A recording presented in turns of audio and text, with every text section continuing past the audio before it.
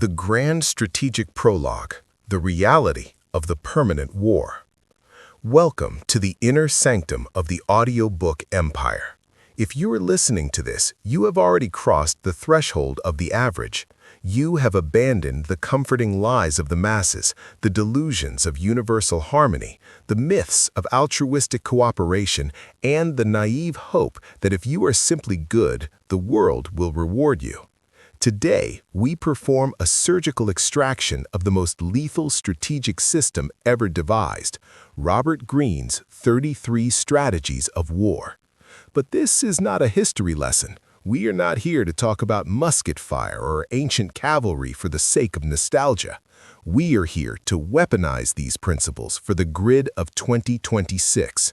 We are here to transform your biological operating system into that of a sovereign general.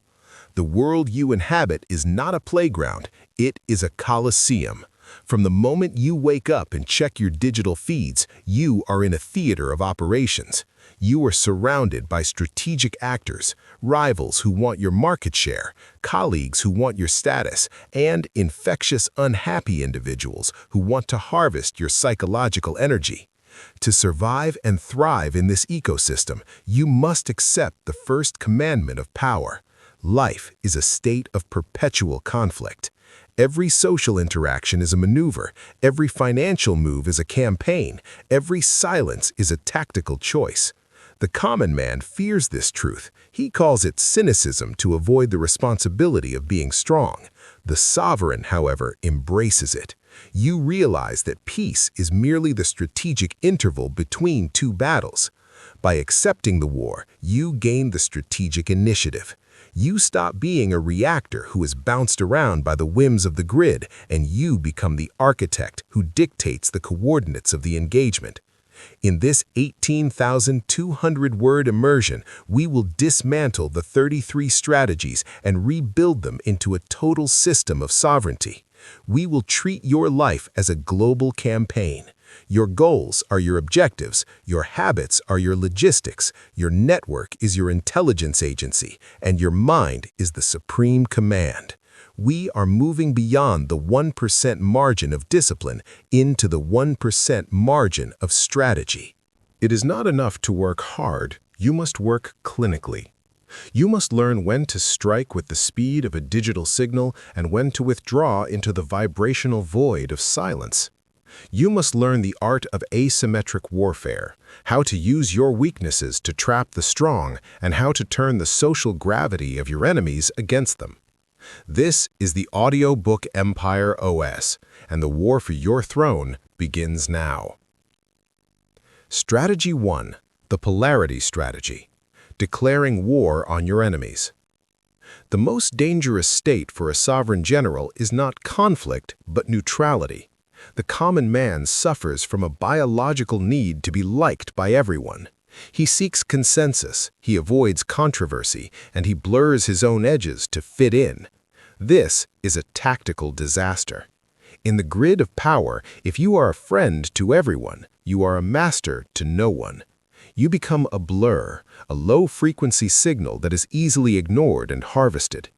To find your true power, you must first find your enemy. The polarity strategy is the act of drawing a clinical line in the sand. It is the realization that your identity is defined not just by what you are, but by what you repel. You must declare war on everything that is beneath your sovereign potential. This means declaring war on the mediocrity of the masses, the parasitic short-sightedness of the modern world, and the infectious, unhappy frequencies that try to anchor you to the average. By identifying a clear enemy, whether it is a specific rival in your market, a toxic ideology, or the shadow self within you, you create internal cohesion. Conflict is a force multiplier. When you have a clear enemy, your scattered forces, your focus, your energy, your capital, suddenly align toward a single point. Your biological battery charges with a new kind of intensity. You stop drifting and start targeting. The sovereign general uses the enemy as a psychological anchor. Every time you feel lazy, you remember the enemy who is outworking you. Every time you feel afraid, you remember the enemy who wants to occupy your territory. This is strategic polarity. In the 2026 digital landscape, this strategy is weaponized through branding and frequency. To build an empire, you must be polarizing. You must speak a truth that attracts the 1% and repulses the 99%. If your message is for everyone, it is for no one. You declare war on the status quo. By being a solid object with clear boundaries, you force the grid to take a side. Those who align with you become your loyal vanguard. Those who oppose you become your marketing engine by generating the vibrational noise, controversy that the algorithm loves. Look at your rivals not with anger, but with clinical gratitude. They are the ones who force you to become elite. They are the stress test for your sovereignty. You have mastered the first strategy when you no longer fear opposition, but view it as the confirmation of your impact. Strategy 2. The guerrilla war of the mind, the do and die strategy. Most people are losing the wars of the present because they are still fighting with the maps of the past. They are prisoners of precedent. They believe that because a specific tactic worked in 2020 or 2024, it will continue to function in the high-frequency grid of 2026. This is a biological sunk cost. They are heavily armored with old dogmas, legacy business models, and emotional attachments to their previous successes. In the digital battlefield, inertia is not just a delay, it is a death sentence. The more you cling to the old way, the more you become a stationary target for the predators who have already adapted to the new physics of the grid. To become a sovereign general, you must practice mental liquidity. You must be willing to kill the past every single morning before you check your notifications. This is the guerrilla mindset. A guerrilla fighter does not defend a fixed territory, they own the movement. You must be light and mobile. You do not rely on static knowledge, you rely on real-time observation. You treat every new day as a virgin battlefield where the old rules have been deleted. If the algorithm shifts, you don't complain, you pivot. If the market frequency changes, you don't cry for the good old days, you amputate your old inventory and re-engineer your output. The common man is rigid because his ego is tied to his methods. He says, "This is who I am," or "This is how we've always done it." The sovereign, instead, has identity fluidity. You are whatever the strategic moment requires you to be. You are a ghost that the enemy cannot find because you are never in the same place twice. This requires a tactical purge of your own vanity. You must be willing to burn your own ships, strategy 4, at any moment. If a project is failing, you don't try harder with a broken system. You destroy the system and build a new one from the ashes. In 2026, the guerrilla war of the mind is won through speed of unlearning. You use AI and digital feedback loops to iterate faster than the competition. While the institutional rivals are having meetings to discuss a strategic shift, you have already launched, failed, calibrated, and won 3 times. You have mastered the second strategy when you no longer have opinions, only hypotheses that you are willing to test and discard in the heat of conflict.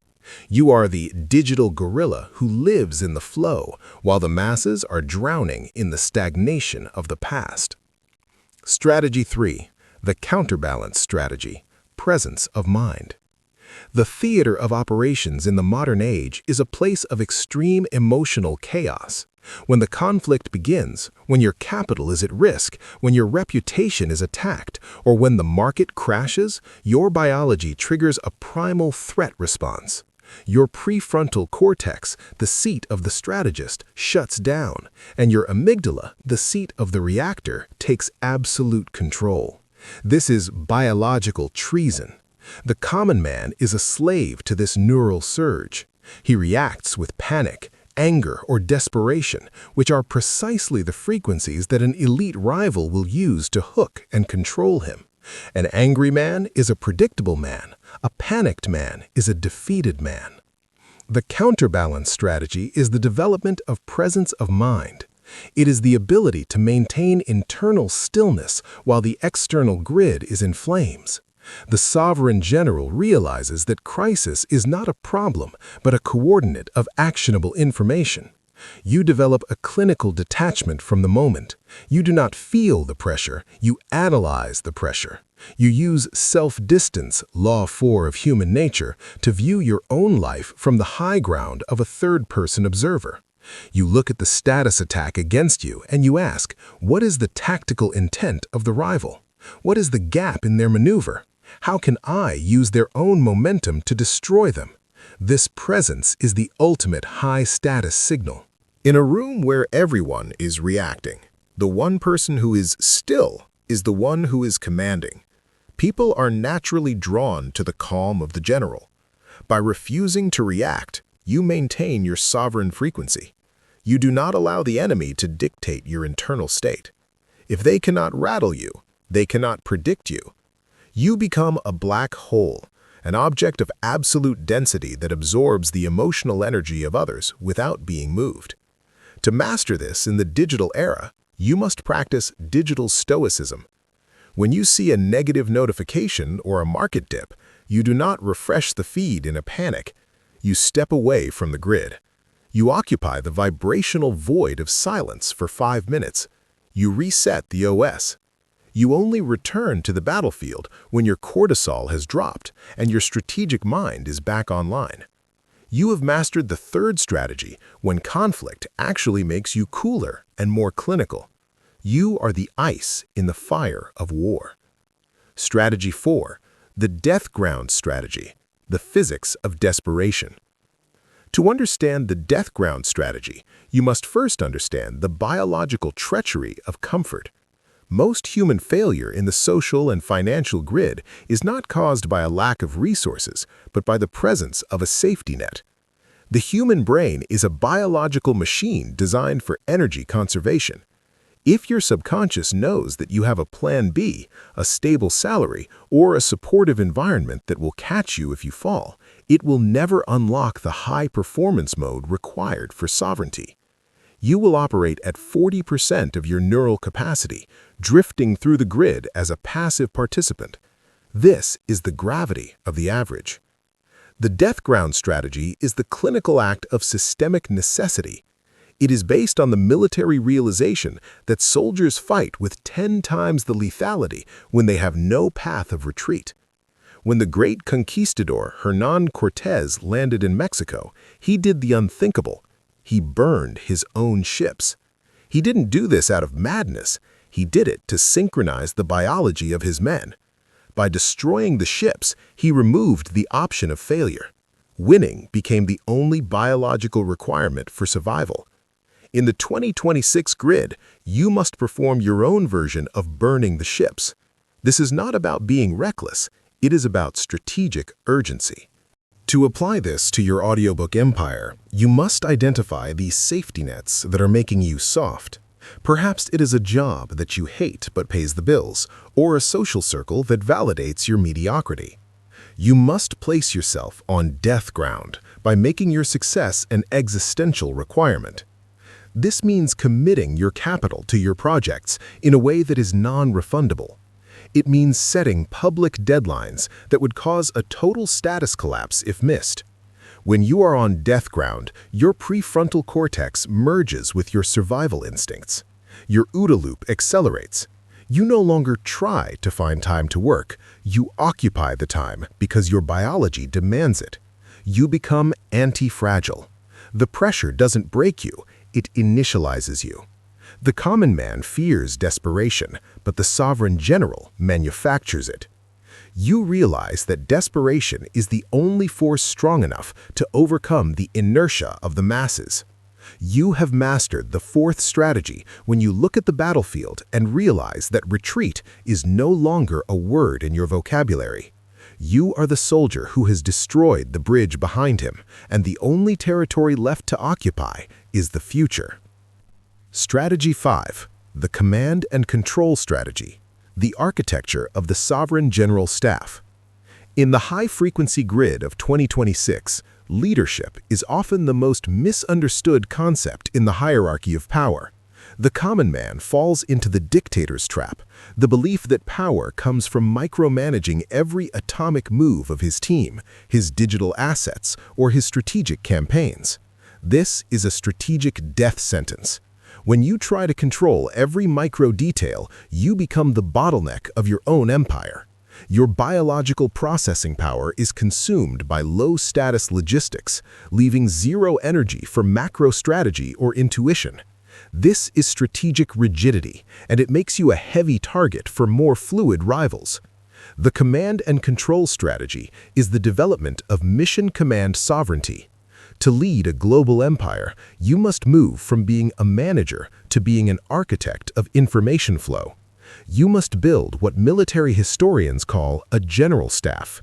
This is a network of autonomous cells, whether they are elite human specialists, automated AI agents, or decentralized protocols that understand your command intent. You do not tell them how to do their job. You provide the what and the why. You define the objective and the values, then you step back to allow the fringe of the grid to execute with lethal autonomy. In 2026, this is weaponized through AI-augmented command. You use synthetic intelligence to handle the friction of the operation, data crunching, routine content distribution, and administrative logistics. This frees your human mind to occupy the vibrational high ground. You become the still center of the storm. You maintain absolute vision but fractional intervention. You only intervene when the system faces a strategic paradox it cannot solve. This creates an aura of inscrutable authority. When the general is always visible and always talking, his status decays. When the general is silent and only moves to make decisive adjustments, his presence becomes a law of nature. To master this strategy, you must practice systemic trust backed by clinical audit. You build protocols that are so robust they can run without your direct gaze. You use the atomic habits of your organization, Law 5 of your previous archive, to ensure that excellence is the default code. You have mastered the fifth strategy when your empire continues to expand and capture territory while you are in a state of strategic stillness. You are no longer working, you are governing a flow of power. You are the ghost in the machine, ensuring that every move made by your general staff is a sovereign move aligned with the throne. Strategy 6. The segmented war strategy. Controlled chaos and swarm intelligence. The traditional battlefield was defined by a solid front. Two massive armies would meet in a linear clash where the side with the most brute force usually won. The common man in 2026 still thinks in this analog way. He launches one big project, targets one big market, or fights one big rival at a time. This makes him a predictable and heavy target. He is fragile, Law 8 of human nature. If his single front fails, or if a specific algorithm suppresses his main channel, his entire empire collapses in a state of systemic inertia. The segmented war strategy is the art of swarm intelligence. Instead of a single heavy blow, the sovereign general strikes with 1,000 microcuts. You divide your strategic forces into tactical segments. You do not attack the grid, you infiltrate the grid from multiple coordinates simultaneously. This is based on Napoleon's revolutionary corps system, where he divided his army into self-sufficient units that could move independently but converge with lethal precision at the moment of impact. In the 2026 digital landscape, this means asymmetric content saturation. You don't just publish an audiobook, you launch a global narrative. You have one segment attacking through short-form viral cues on TikTok and Reels. You have another segment building high-status authority on LinkedIn or X. A third segment is nurturing a private sovereignty in Discord or Telegram. These segments move independently, which creates strategic ambiguity. The enemy, the institutional rival, does not know where to defend because you are everywhere and nowhere. If they cancel one segment, the other 9 continue to expand. This is the judo of the grid. By being segmented, you become indigestible. You use speed and fluidity to outmaneuver the heavy targets who are too bureaucratic to react.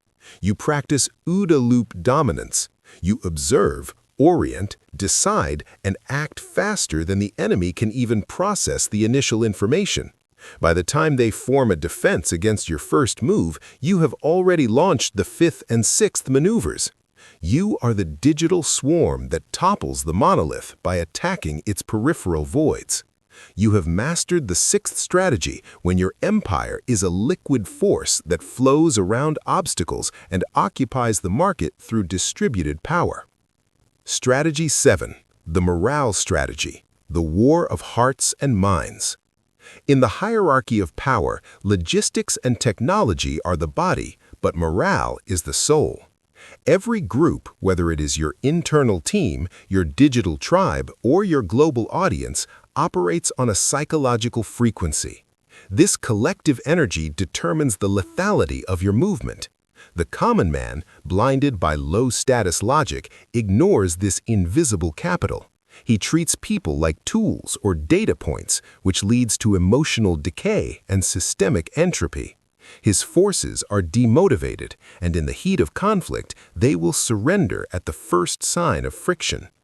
The morale strategy is the clinical act of identity syncing.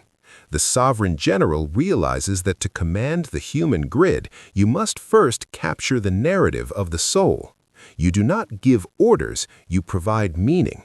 You create a sacred mission for your audiobook empire. You make every atomic move of your followers feel like a step toward their own sovereignty.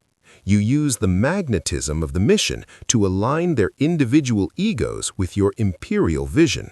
This is chemical engineering of the soul. You use incentives, Law 4 of atomic habits, to satisfy their biological hunger for status. You use conflict, Strategy 1, to create a powerful us versus them bond that unifies the tribe against the average. You maintain a culture of excellence where mediocrity is socially painful and sovereignty is highly rewarded. You are the leader who projects absolute certainty. In a world of doubters, reactors, and drifters, certainty is the ultimate dopamine siphon. People will follow the sovereign simply to infect themselves with his frequency of success. To master this in 2026, you must become the chief architect of the tribe. You don't manage a community, you govern a frequency. You use symbolism, unique language, and exclusive rituals to solidify the identity of the elite. You have mastered the 7th strategy when your network is so psychologically integrated that they no longer require supervision. They become self-governing sovereigns who execute your vision because it has become their own. You have moved from coercion to inspiration, turning your organization into an impenetrable fortress of the mind that no external status attack can break. Strategy 8. The Pick Your Battle strategy, the perfect economy strategy. In the high-velocity grid of 2026, your most valuable asset is not your bank account, your technology, or your network. It is your attention capital and your biological focus. The common man, driven by a low-status ego, makes the fatal mistake of strategic hyperreactivity. He feels a biological compulsion to respond to every status attack, every negative frequency, and every minor rival who challenges his authority. He believes that by winning every small argument on social platforms, he is proving his strength. In reality, he is performing a systemic resource drain. He is bleeding status because he is fighting low ROI conflicts that offer zero imperial expansion. Every minute spent arguing with a reactionary is a minute stolen from the architectural construction of your throne. The Pick Your Battle strategy is the clinical art of strategic indifference. As a sovereign general, you must realize that conflict is a high-stakes transaction.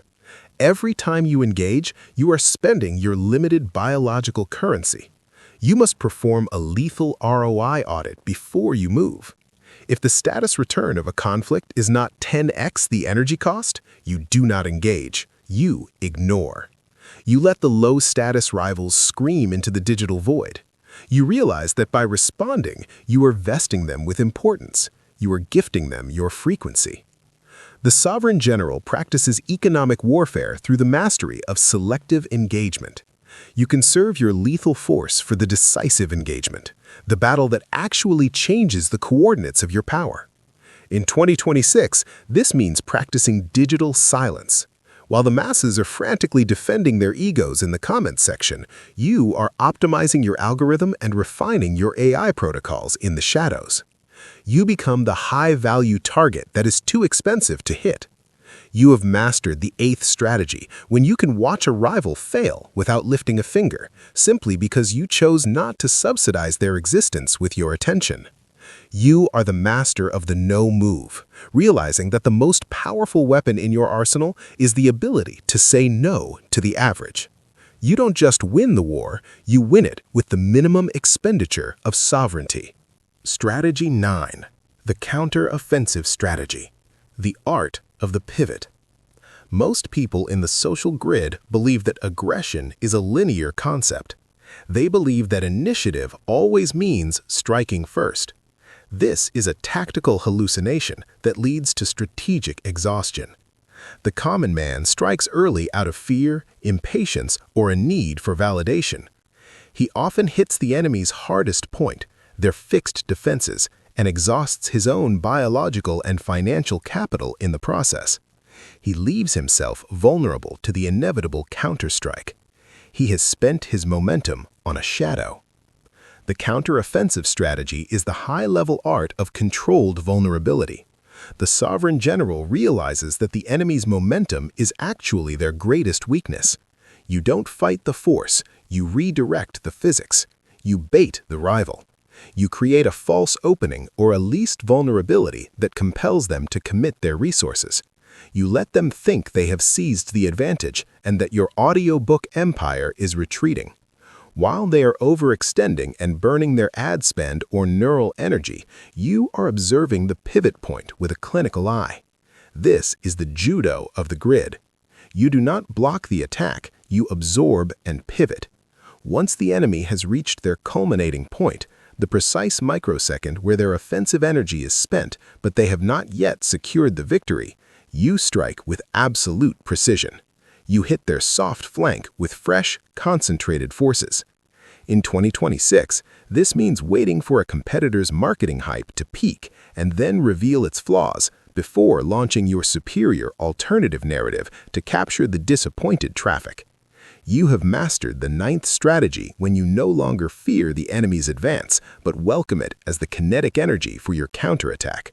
You are the still predator who knows that the best move is often the one that the enemy provides for you. You are the maestro of the second strike, ensuring that when you do hit, you hit a target that has already defeated itself through its own unchecked ambition. You don't just fight, you occupy the result. Strategy 10. The create a threatening presence strategy. The deterrence strategy. In the social and digital hierarchy of 2026, war is an expensive transaction. Even if you emerge victorious, you incur a biological and financial cost. You spend your focus capital, you exhaust your team's morale, and you expose your tactical patterns to the grid. The ultimate mastery, therefore, is not to win the battle, but to win without fighting. This is the high-level concept of deterrence. The common man is transparent. His weaknesses are obvious, his internal friction is visible, and he projects an aura of accessibility and need for validation. This makes him a soft target for the status predators of the grid who see him as low-risk prey. The deterrence strategy is the architectural construction of a lethal reputation. You must engineer your sovereign brand to project an aura of inevitability and high cost. You make the price of attacking you so psychologically and socially expensive that even the boldest rival hesitates to cross your border of sovereignty. This is not about bullying or empty bravado. It is about psychological fortification. You use visual cues and high-status signals, Law 1 of your previous archive, to communicate extreme competence and infinite strategic reserves. You use selective aggression, the clinical act of striking one minor target with disproportionate and ruthless force, Law 15 of power, to educate the grid about the consequences of conflict with the audiobook empire. In the 2026 grid, your deterrence is built on information asymmetry and strategic mystique. You are inscrutable. When the grid cannot map your intent or identify your weaknesses, it naturally projects its own fears. They assume you have hidden assets, advanced AI protocols, and high-level connections. By maintaining this distance, Law 4 of power, you create a buffer of security. You don't argue, you decree. You don't defend, you initialize. You have mastered the 10th strategy when your rivals choose to collaborate or ignore you rather than compete, simply because the internal simulation of the conflict in their own minds always ends in their total social or financial destruction. You are the nuclear option of your niche. You never have to use the weapon because the unshakable knowledge of its existence is enough to command the peace on your terms. Strategy 11. The trade space for time strategy, the non-engagement strategy. The common man in the modern grid is obsessed with immediate territory. He suffers from ego-based rigidity. He hates to lose ground or admit a temporary defeat. He believes that if he retreats from a social argument, a failing business model, or a toxic platform, he is losing status. This is a tactical hallucination. He will fight for a dying niche, a toxic relationship, or a legacy project until his biological capital hits zero. Because he is stationary and emotionally attached to his space, he is killable. He is a fixed target in a world of mobile predators. The trade space for time strategy is based on the realization that time is the supreme force multiplier. The sovereign general practices strategic retreat with clinical coldness. You realize that space, market share, social position, physical territory is replaceable, but time is an absolute constraint. If you are in a losing position or if the environment has shifted against you, you do not dig in and die for the sake of pride. You vaporize. You yield the space to the enemy. You let them occupy the territory while you withdraw into the vibrational void of silence and re-engineering. By retreating, you buy the time required to regroup, calibrate your sovereign OS, and wait for the grid to shift. This is the scorched earth of the mind. You leave the enemy with a victory that is hollow and expensive. They have the space, but they have lost the target. While they are managing the friction of governance and dealing with the entropy of the territory, you are initializing your next campaign from a position of hidden and fresh strength. In 2026, this means platform pivoting. If a specific niche or algorithm becomes toxic or oversaturated, you amputate your presence there without a second thought. You let the legacy rivals fight over the crumbs while you move to the next frontier. AI-driven channels, private masterminds, or new digital grids. You have mastered the 11th strategy when you can lose a battle to win an empire. You are the liquid general who knows that as long as your command core is intact and your time is preserved, any space can be reoccupied at a more strategic moment of your choosing. You don't fight for land, you fight for temporal dominance. Strategy 12. The lose the battle but win the war strategy, the grand strategy. The greatest pathology of the common man in the social and digital grid is strategic myopia, the inability to see beyond the immediate horizon of the present moment. Most people are biologically hardwired to seek instant validation and immediate dopamine. They want the viral video today, the quick profit tomorrow, and the instant ego boost that comes from winning a petty argument. They are tactically brilliant but strategically bankrupt. They win small battles that cost them their biological capital, and in the process, they lose the war for long-term sovereignty. They are hunters who forget to build the fortress. The grand strategy is the practice of intertemporal sovereignty. It is the realization that your life is not a single conflict, but a long-term campaign. As a sovereign general, you look beyond the noise of the now. You are willing to lose the battle if it serves the war. This is based on the military concept of calculated sacrifice. In a game of chess, the Grand Master is willing to sacrifice a queen to capture the king. In the grid of 2026, you must be willing to sacrifice a minor project, lose a short-term profit, or even suffer a temporary status attack to position yourself for a global takeover. The pathology of short-sightedness. Why do most digital empires fail within the first year? Because they are built on the transactional frequency. They chase the trends, law 8 of human nature, instead of governing the fundamentals. When you chase a trend, you are reacting to the grid. You are a slave to the algorithm. You might get a spike in attention, but you have built zero structural gravity. Once the trend dies, your empire dies with it. The sovereign general, instead, operates on a decade-level frequency. You are building a cathedral while the world is playing with sandcastles. The 2026 application: niche building versus viral hunting. In your audiobook empire, strategy 12 means choosing depth over breadth. Instead of trying to capture everyone with shallow content, you are willing to lose the mass audience to capture the 1% elite. You are willing to have lower views in the beginning if it means the views you do have are from high-status sovereign actors who will become the foundation of your tribe. This is a strategic trade-off. You are trading vanity metrics for sovereign influence. The psychological audit of the grand strategy. To master this, you must develop temporal detachment.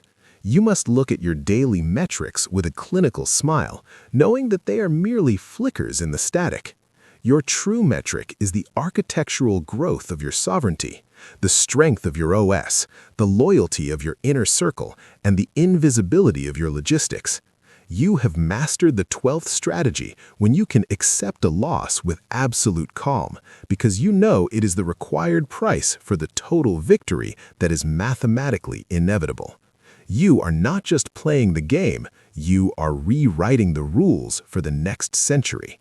A vital component of this mastery is the audit of the daily routine. Most people's lives are a collection of short-sighted habits that are leading them toward a cliff. They eat for immediate pleasure, they work for immediate paychecks, and they socialize for immediate validation. The sovereign engineers the compound effect. You realize that small, disciplined actions repeated over a long time horizon create an explosion of power. You do not seek the giant leap, you seek the inevitable drift toward greatness. You are building an empire one sovereign hour at a time. By the time the masses realize you have ascended, it is too late for them to catch up. Your lead is not measured in effort, but in the duration of your focus. Finally, we must internalize the physics of the historical legacy. The common man wants to be remembered for what he did today. The sovereign wants to build a manifesto of existence. You look at your life as a single, coherent narrative. Every decision you make is a sentence in that story. This legacy perspective prevents you from making small, cowardly, or short-sighted moves that would stain the overall work. You are the author of your life, not a character in it. You have mastered the 6th law of human nature when you can look at the chaos of the present and see it for what it truly is, a temporary flicker in the grand, long-term architecture of your sovereignty. You are the only one who sees the end of the movie while the rest are still arguing about the opening scene. Strategy 13. The moral war strategy, the moral high ground. In the social and digital hierarchy of 2026, conflict is never won through raw aggression alone. It is won through the engineering of perception. The common man makes the fatal mistake of being openly aggressive or socially petty. When he is challenged, he responds with anger, insults, or direct attacks. This triggers a biological defensive response in the crowd, Law 7 of human nature. He is seen as the bully or the aggressor, and even if his logic is correct, he loses the moral high ground. He is status bleeding because he has lost the support of the tribal frequency. The moral war strategy is based on the realization that justice is a tactical shield. As a sovereign general, you do not seek to be good in the sentimental sense, you seek to be right in the eyes of the grid. You frame your imperial expansion as a universal service. You frame your defense of territory as a defense of principles. This is the art of moral architecture. When you strike from the high ground, the grid does not resist you, it validates you. Engineering the narrative of sovereignty. In 2026, the digital tribe is governed by value alignment. If you want to neutralize a rival, you do not attack their product, you attack their integrity. You frame their actions as petty, self-serving, or destructive to the excellence of the grid. You make them look low status while you appear clinical, generous, and sovereign. This is not manipulation in the crude sense, it is the 1% margin of integrity. You ensure that your branding is perfectly aligned with the highest aspirations of your audience. The shield of virtue in cancel culture. In the era of cancel culture and social audits, Strategy 13 is your ultimate defense protocol. If you occupy the moral high ground, you are indigestible to status attacks. When a rival tries to cancel you, their attack bounces off your shield principles and hits them instead. They look like haters, Strategy 1, while you look like the steadfast guardian of the throne. You use Law 15 of power, crush your enemy totally through the social pressure of the tribe. You don't have to destroy the rival yourself, you simply point out the violation and the grid executes the sanction for you. The 2026 application, Strategic Transparency. For your audiobook empire, this means being the voice of the truth that the masses are too afraid to speak. It means framing your success as a manifesto for human potential. You are not just selling knowledge, you are leading a crusade against mediocrity. You have mastered the 13th strategy when your enemies look like rebels against reality and your sovereignty is seen as a restoration of natural order. You are the judge, the priest, and the general, and the public perception is your imperial scepter. The Sovereign General's Manifesto, The 33 Strategies of War, Part 5. Strategy 14, The Segmentation Strategy, Divide and Conquer the Grid. In the traditional theater of war, an army was a monolithic block. It moved as one, fought as one, and, most dangerously, failed as one. If the center was broken, the entire structure collapsed. The common man in the social grid of 2026 operates with this same monolithic vulnerability. He has one main channel, one product, one narrative, and one rigid way of thinking. This makes him a heavy target. When the algorithm shifts or a rival launches a status attack, his entire empire enters a state of systemic shock. He is fragile because he is unified in the wrong way. The segmentation strategy is the art of modular sovereignty. It is based on Napoleon's revolutionary corps system, where he divided his army into independent, self-sufficient units. Each segment could move faster than a massed army, feed itself from the land, and engage the enemy independently, yet they could all converge with lethal precision at the critical coordinate. This is the swarm intelligence of the 1%. The 2026 Digital Encirclement. In your audiobook empire, you must move from one big effort to segmented saturation. You do not just post a video, you deploy a network of influence. You divide your content into tactical segments. The Vanguard segment, high-frequency, viral, short-form triggers designed to sift the grid and capture raw attention. the heavy infantry segment, deep, long-form manifestos, like this one, that establish unshakable authority and convert observers into loyalists. The guerrilla segment, private communities, Discord, Telegram, masterminds, where you operate in the vibrational void, away from the public eye, building internal resilience. By segmenting your empire, you become indigestible. If a rival attacks your public front, your internal cells continue to expand. If one algorithm suppresses your reach, your multi-channel logistics ensure the message still hits the target. You are everywhere and nowhere. You use speed and fluidity to outmaneuver the heavy institutional rivals who are too bureaucratic to pivot.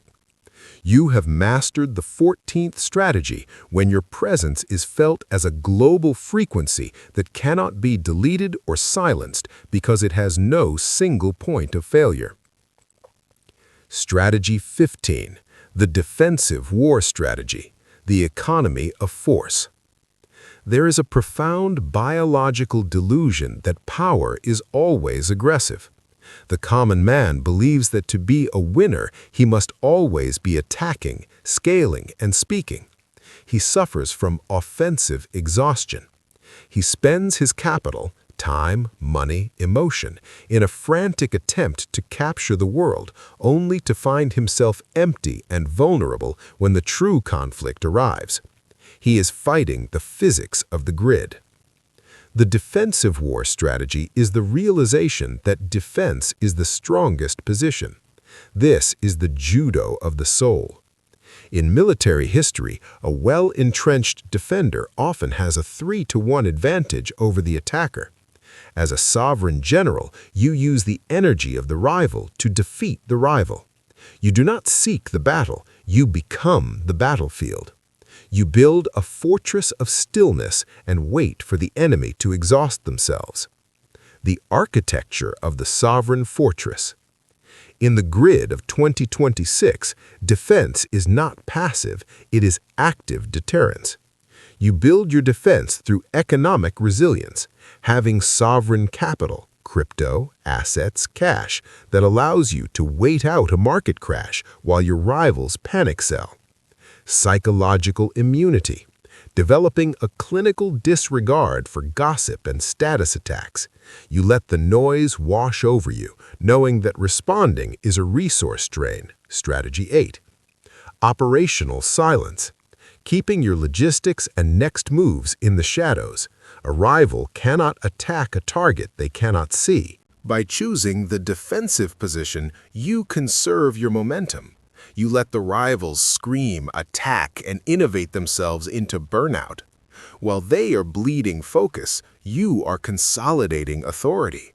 You only counterstrike, strategy 9, when the rival is spent and fragile.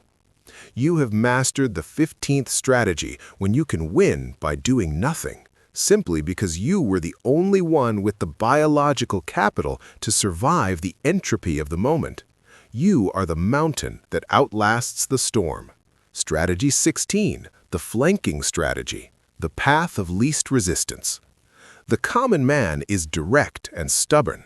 When he wants a market share, a social promotion, or a victory over a rival, he clashes with the established power head-on. He tries to outpost, outspend, or out-argue the giant. This is brute force warfare, and it is the most expensive way to lose. It results in high attrition, status loss, and emotional devastation. You are fighting the current of reality. The flanking strategy is the art of indirect domination. A sovereign general never attacks the center of a rival's strength. Instead, you identify the unprotected flank, the niche they ignored, the psychological need they didn't satisfy, or the platform they neglected. You attack from the side. You occupy the empty space where the giant is not looking. Asymmetric encirclement in 2026. In the context of the audiobook empire, Strategy 16 means subverting the industry. While the traditional channels are fighting for mainstream approval, you flank them by building an elite underground tribe. You don't compete for their audience, you create a new audience. You use language and symbols that they cannot replicate. You seduce the most intelligent 1% of their followers by providing the high-resolution truth that the giant is too politically correct or corporate to speak. By the time the rival realizes you are a threat, you have already encircled their empire. Their center of power is now useless because the world has moved to your flank. You didn't beat them at their game, you changed the coordinates of the game. You have mastered the 16th strategy when you can topple a leader without ever mentioning their name, simply by making their entire existence feel obsolete to the grid.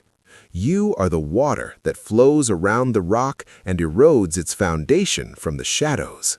Strategy 17, the center of gravity strategy, the surgical strike.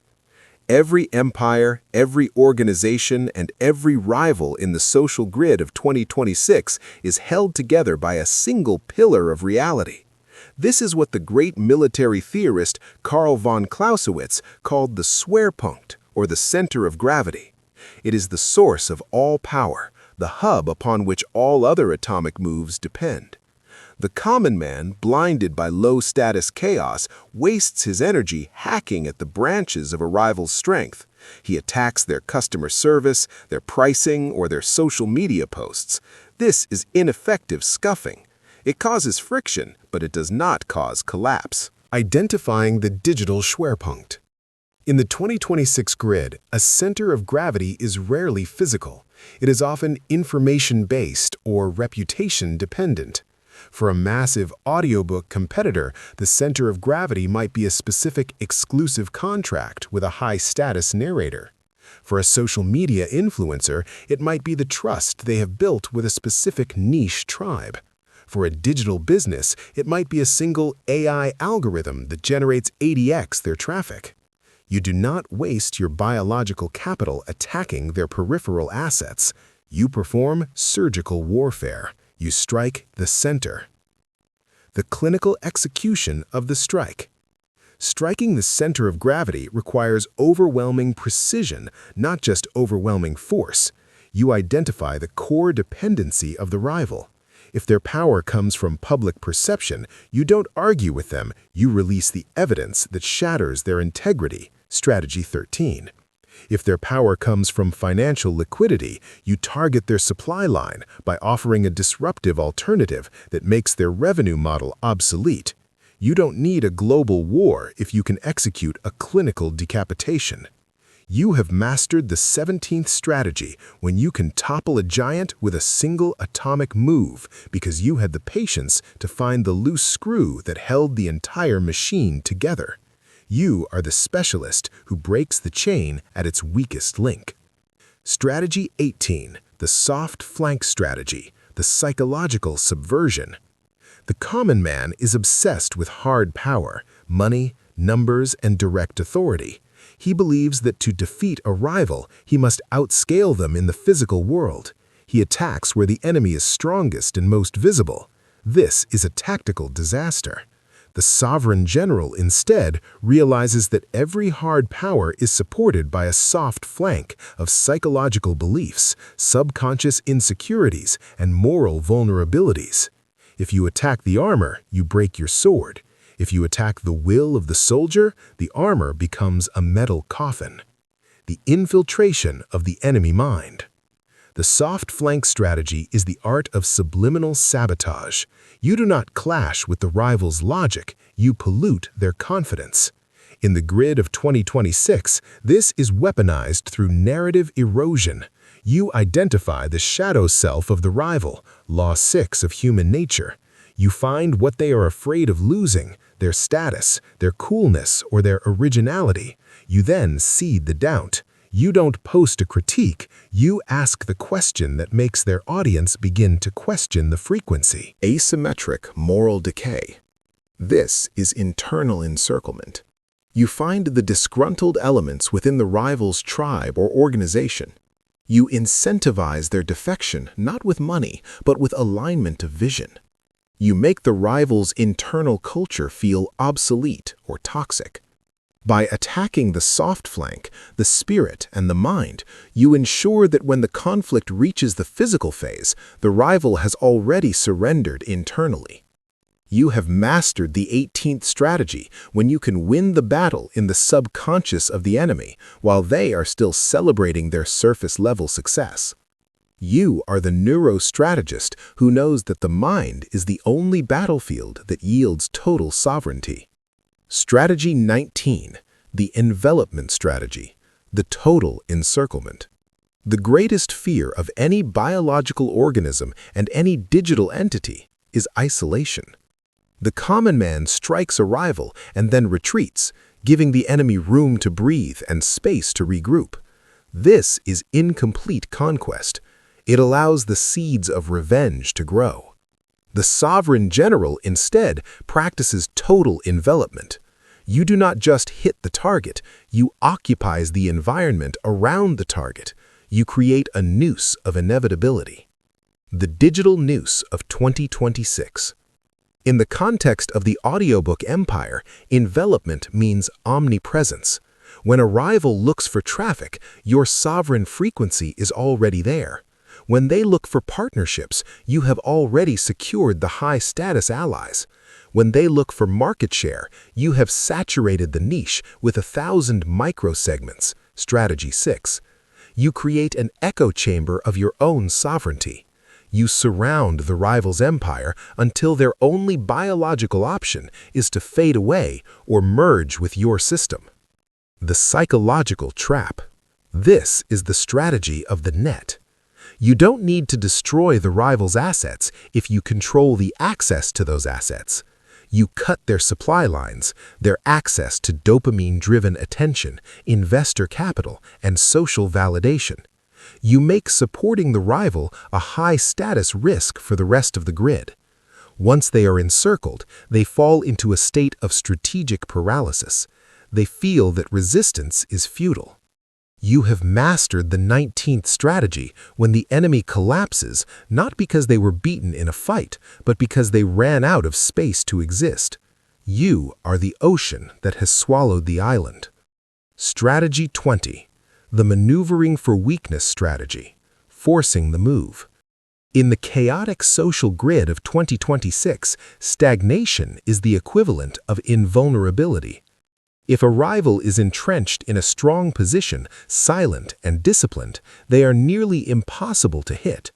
The common man, driven by impatience, will waste his biological capital attacking a stone wall. This is a tactical failure. The sovereign general, however, knows that maneuver is the mother of vulnerability. If you cannot find a weakness, you must manufacture one. You must force the enemy to move, because a moving target is a fragile target. The engineering of the false choice. The maneuvering for weakness strategy is based on the illusion of agency. You don't attack the rival. You manipulate the environment around them until they feel compelled to act. You create a tension point, a false leak, a strategic provocation, or a sudden market shift that forces them to commit their resources to a specific coordinate. You give them two choices, but as a master of the grid, you have ensured that both roads lead to their decay. In the digital world of 2026, this is algorithmic baiting. You launch a sub-channel or a narrative that directly threatens their main status signal. They feel they must respond to protect their brand. By responding, they expose their internal logic. They reveal their anxiety. While they are in motion, trying to solve the problem you engineered, they are out of balance. This is the moment you strike their soft flank. Strategy 18. The psychology of the provocation. This strategy requires clinical patience. You must be the maestro of the board. You use Law 8 of power. Make the other person come to you as your primary directive. You seduce the rival into overextension. You make them run until they are breathless, and only then do you initialize the conflict.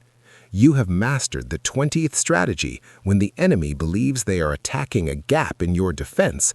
unaware that they are actually walking into a cage you built for them 6 months ago. You are the puppet master who turns the rival's momentum into their own executioner. Strategy 21. The Blitzkrieg strategy, the lightning strike. In the high-frequency grid of 2026, speed is the ultimate weapon of sovereignty.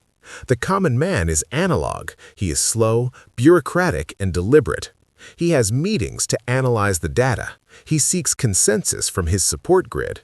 By the time he is ready to act, the strategic window has already closed. The sovereign general, however, practices temporal dominance. You strike with such overwhelming velocity and concentrated intensity that the enemy's brain cannot process the information fast enough to form a defense. The physics of the neural crash. The Blitzkrieg strategy is not just about moving fast, it is about psychological disorientation. You hit the rival at 3 different coordinates simultaneously before they have even acknowledged the first blow. This triggers a neural system failure. The enemy enters a state of shock. Their OODA loop is jammed. They are reacting to the past while you are occupying the future. In 2026, this is high-velocity scaling. You use AI-augmented protocols to saturate a niche in 48 hours. You launch a global campaign that captures the narrative before the institutional rivals can even draft a PR response. You don't compete for the market, you kidnap the market. You use concentrated focus, strategy 14, to puncture the grid at its weakest point and then fan out to occupy the entire territory. The command of momentum. To execute a blitzkrieg, you must have frictionless logistics. You must have your 1% margins perfectly optimized. You don't ask for permission, you establish reality. The grid adjusts its frequency to you because you moved too fast to be resisted. You have mastered the 21st strategy when the war is over before the world even knows it started. You are the digital signal that travels at the speed of light, leaving the analog rivals drowning in the static of the past. Strategy 22. The exit strategy. The art of the finish. The greatest failure of the conqueror is overextension. Driven by the dopamine of victory, the common man does not know when to stop. He wins a battle and then chases the enemy into a toxic desert. He occupies territory that he cannot govern. He exhausts his biological capital and his financial reserves in a frenzy of expansion, making him fragile and vulnerable to a counterstrike from a new predator. He is a victim of his own success. The wisdom of the culminating point. The exit strategy is the practice of clinical restraint. As a sovereign general, you must identify the culminating point, the precise microsecond where your offensive energy is at its peak, and any further movement will lead to diminishing returns. You define the victory coordinate before you even initialize the mission. Once the objective is captured, the rival is neutralized, the market share is secured, or the status is established, you stop. This is the sovereign breath. You withdraw from the conflict while you are still strong. You consolidate your gains. You amputate the friction and reset your OS. In 2026, this means knowing when to automate a project and move to the next frontier. It means exiting a social platform before it decays. By finishing with grace, you maintain your status peak. You don't bleed out in a losing war of attrition. Building the eternal throne. The finish is what defines the legacy. If you don't have an exit strategy, you are not a sovereign. You are a gambler. You must exit the conflict to enter the sovereignty. You turn your tactical victory into a structural asset. You have mastered the 20-second strategy when you can walk away from the battlefield with your resources doubled and your reputation untouched, while your rivals are still fighting for scraps in the ashes of the past. You are the winner who knows that the ultimate power is the ability to choose when to end the war. Strategy 23. The ordinary extraordinary strategy. The art of the decoy. The human brain is a pattern recognition machine.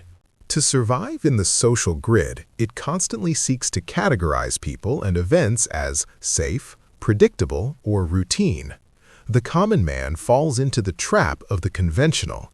He acts exactly as expected. He follows the standard industry protocols, uses the same language as his peers, and displays his ambitions and status signals in a way that is easily mapped by his rivals. Because he is ordinary, he is transparent. A clever rival can see his next move from a mile away. The sovereign general, however, practices the ordinary-extraordinary strategy.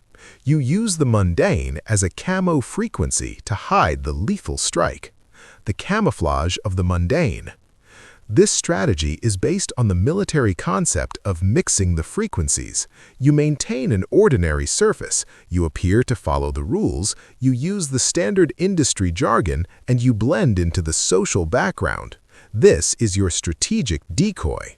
While the grid is lulled into a state of pattern boredom, you are preparing the extraordinary move in the shadows. You bore the enemy into vulnerability.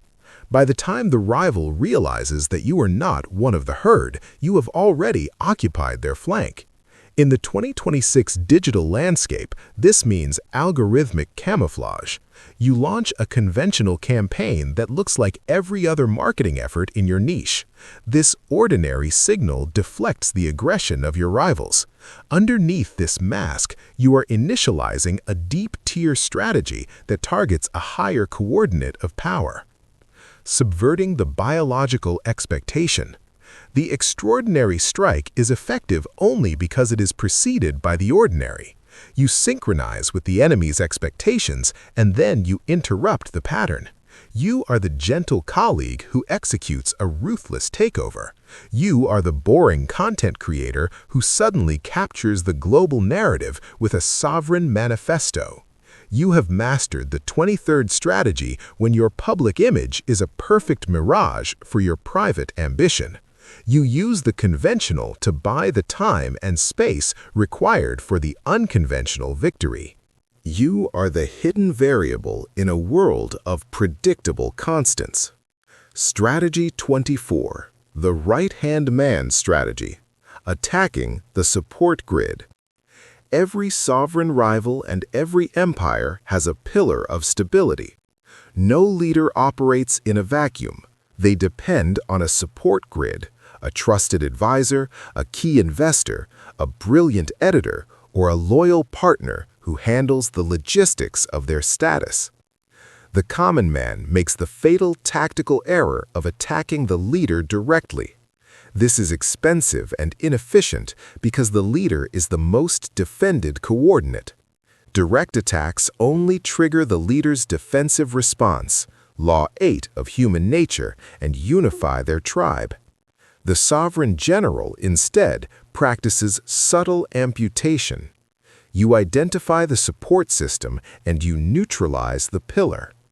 Structural sabotage in the digital grid. In 2026, a rival's right-hand man could be a human specialist or an AI infrastructure. To decapitate the rival's power, you don't fight their vision, you sabotage their execution. You find the key asset that makes their audiobook empire run. You incentivize that asset to defect, or you seed distrust, strategy 30, between the leader and their support staff. You use information warfare to make the support grid believe that the leader is fragile or unreliable. Once the pillar is removed, the leader collapses without you ever having to engage them in direct conflict. The asymmetric decapitation. This is surgical dismantling. You are the structural auditor who finds the loose screw that brings down the entire machine. By removing the legs of the throne, you ensure that the king falls by the force of gravity alone. You have mastered the 24th strategy when you can topple an empire by simply removing the efficiency of its support staff. You don't kill the king, you starve the king of his competence. You are the shadow that amputates the foundation while the giant is still looking at the stars. Strategy 25. The vacuum strategy. The gravity of silence. In the high-frequency world of 2026, Information is the currency of certainty. The common man fills the space. He talks, he reacts, he posts, and he exerts constant pressure. He believes that by being loud, he is being powerful. In reality, he is exposing his coordinates. He is providing the data that his rivals need to map his intent. The sovereign general, however, creates a strategic vacuum. You withdraw your energy, you silence your signal, you make your movements completely invisible to the grid. The psychology of the void. The vacuum strategy triggers a primal neural anxiety in the enemy. The human brain is wired to fill the gaps, law 1 of human nature. When you provide no information, the enemy's brain begins to project its own fears and insecurities onto the silence. They start shadowboxing with their own imagination. They exhaust their biological capital defending against movements that don't exist. They see threats in every void. While they are wasting resources fighting ghosts, you are consolidating your true power in the vibrational void. Information deprivation as warfare. In 2026, silence is the ultimate high-status asset. By withdrawing from the social feed or market narrative at a critical moment, you create a vacuum of leadership. You force the grid to wonder about your next move. This mystique, law 4 of power, increases your gravitational pull. When you finally do initialize a strike, it has 10x the impact because it comes from a void that the enemy couldn't predict. You have mastered the 25th strategy when you can control the grid by simply not being there. You are the black hole that sucks in the energy of your rivals, leaving them empty and disoriented while you remain indestructible and invisible. Strategy 26, the psychological pressure strategy, the fog of war. In the high-resolution grid of 2026, the greatest vulnerability of any sovereign actor is cognitive overload. The human brain, despite its advanced neural architecture, has a processing ceiling. When it is flooded with too much conflicting information, it enters a state of neural friction. The common man, when faced with a rival, tries to be clear and direct. He states his intentions, he makes his threats, and he shows his hand. This is a tactical disaster because clarity allows the enemy to map the defense. The sovereign general, however, practices the psychological pressure strategy. You do not attack the enemy's assets, you pollute their information stream. You create a digital fog of war, the engineering of cognitive dissonance. This strategy is based on the clinical application of sensory saturation. You flood the rival's intake with paradoxical signals. You lease false leads. You start rumor queues in the peripheral grid, and you make moves that seem to contradict your grand strategy. This forces the enemy's OODA loop to spin out of control. They are no longer acting. They are trying to solve the riddle of you. In the context of your audiobook empire, this means using strategic ambiguity in your branding. You appear to be expanding in one niche while you are actually consolidating in another. You use AI bots or ghost channels to generate vibrational noise that distracts the rival's intelligence staff. While they are analyzing the noise, you are executing the signal. The paralysis of uncertainty. When a rival cannot predict your next coordinate, they enter a state of strategic paralysis. They become hyper-reactive to the wrong cues. They exhaust their biological capital defending against ghosts that you created in their own mind. You use law 6 of human nature, the law of short-sightedness, against them, forcing them to focus on the immediate chaos while you govern the macro flow. You have mastered the 26th strategy when the enemy destroys themselves through indecision. You are not just the general, you are the static that jams their internal radar.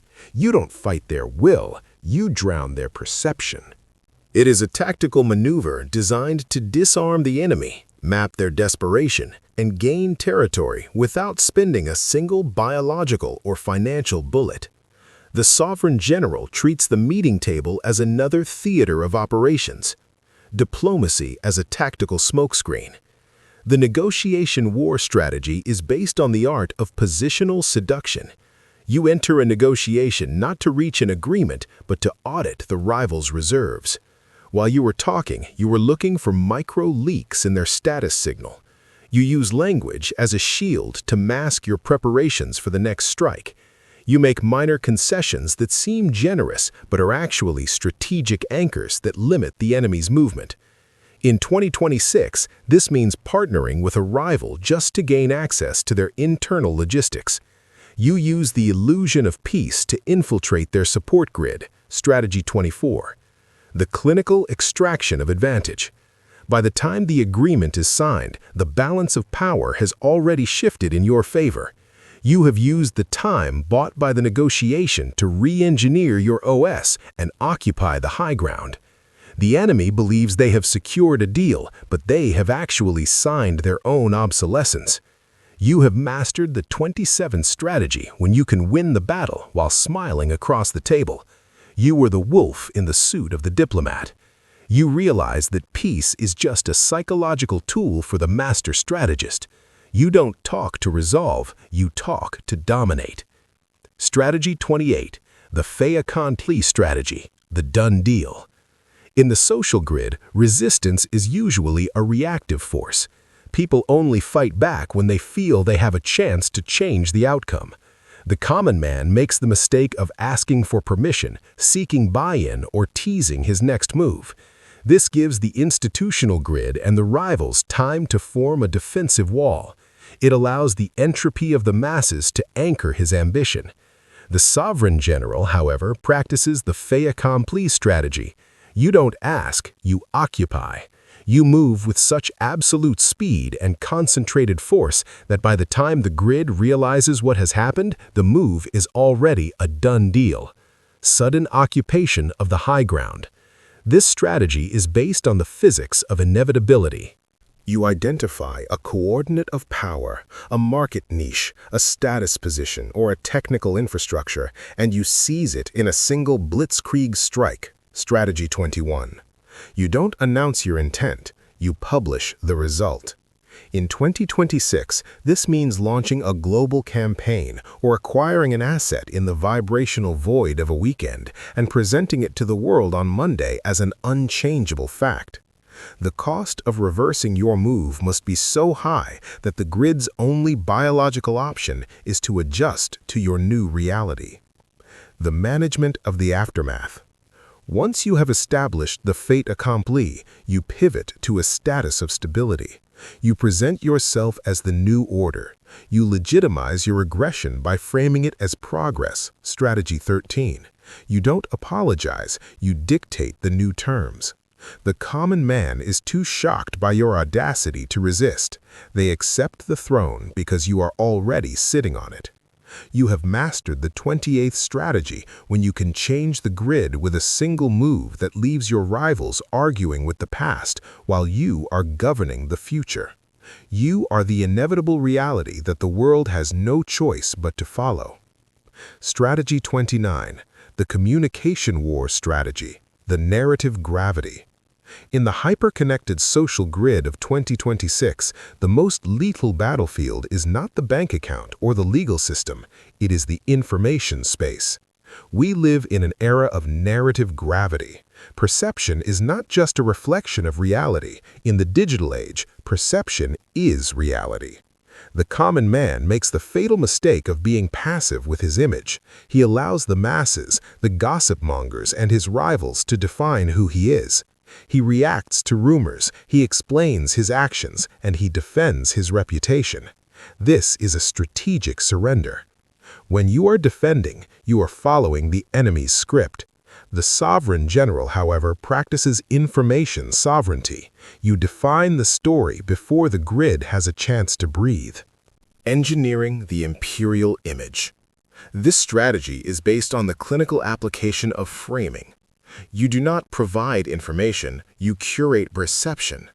You use Law 6 of human nature, the law of short-sightedness, to lead the audience's gaze away from your vulnerabilities and toward your grandeur. In your audiobook empire, this means becoming the primary source of truth in your niche. You don't just talk about strategy, you symbolize strategy.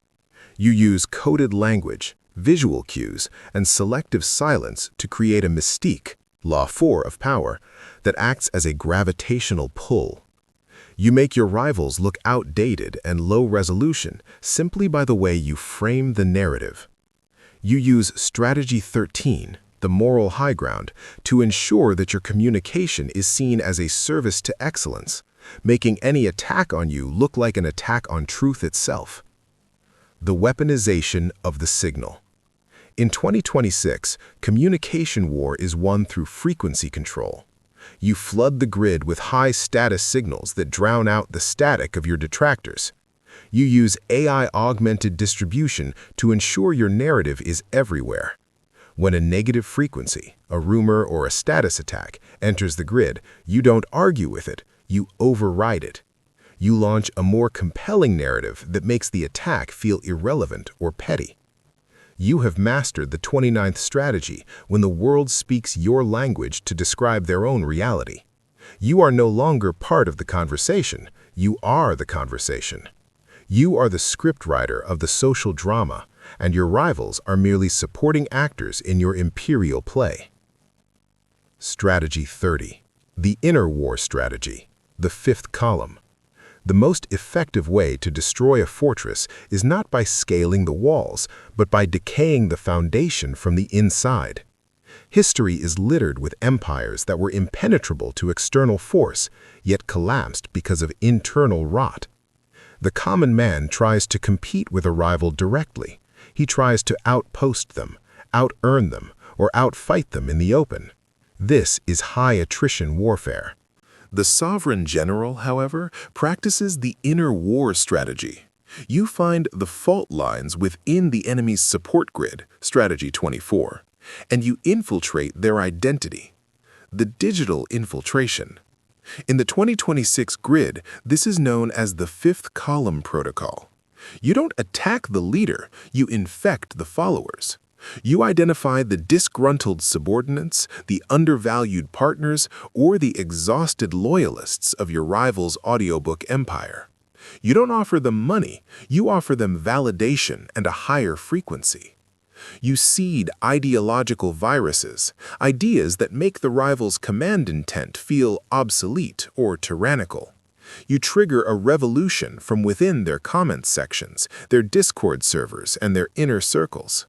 You use subtle provocations to make the rival doubt their own team, causing them to react with paranoia and micromanagement. The implosion of the system. By decaying the core, you ensure that the superstructure of the rival's power becomes fragile. When the time for the open strike, Strategy 21, finally comes, the gates are already open. The enemy's own people are the ones who open the way for your ascent. This is viral sovereignty. You win not through destruction, but through replacement. You have mastered the 30th strategy when you can topple a rival without firing a single shot, simply because you occupied their internal space and made their identity unlivable. You are the invisible architect of their demise. Strategy 31. The passive-aggressive strategy, the invisible blade. In the social hierarchy of 2026, open aggression is often a low-status move. It makes you a visible target, triggers the defensive response of the grid, and bleeds your moral high ground. The common man is directly aggressive. He shouts, he insults, and he attacks with obvious intent. This is tactically crude. The sovereign general, however, practices the passive-aggressive strategy. This is the invisible blade. You agree with the rival, you support them publicly, and you smile at the negotiation table while you are sabotaging their execution from the shadows. Aggression through submission. This strategy is based on the clinical application of subtle friction. You provide support that is inefficient. You provide advice that is flawed but sounds reasonable. You create micro-obstacles that look like accidents or algorithm glitches. In the context of your audiobook empire, this means partnering with a rival only to slow down their momentum. You clutter their information stream with irrelevant data disguised as collaboration. Because you appear helpful and passive, you remain beyond reproach. The enemy bleeds status and loses capital, but they don't know who to blame. They blame bad luck or the market, while you are the silent engine of their failure. The maestro of the shadow strike. The passive-aggressive strategy is the ultimate weapon of the social predator. It allows you to neutralize a rival while they are thanking you for your assistance. You use their need for approval, Law 3 of human nature, against them. You seduce them into dependency, and then you withdraw the support at the most critical coordinate. This triggers a systemic collapse that looks like an internal failure.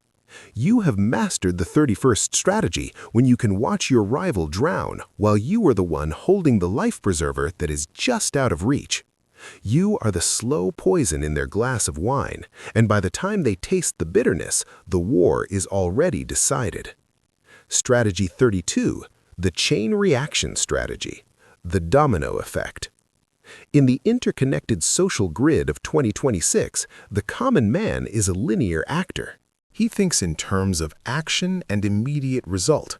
He performs a move, waits for the reaction, and then performs another. This is tactical myopia. It is the equivalent of playing checkers in a world of quantum physics. The sovereign general, however, practices systemic leverage. You do not look for single wins, you look for geometric sequences.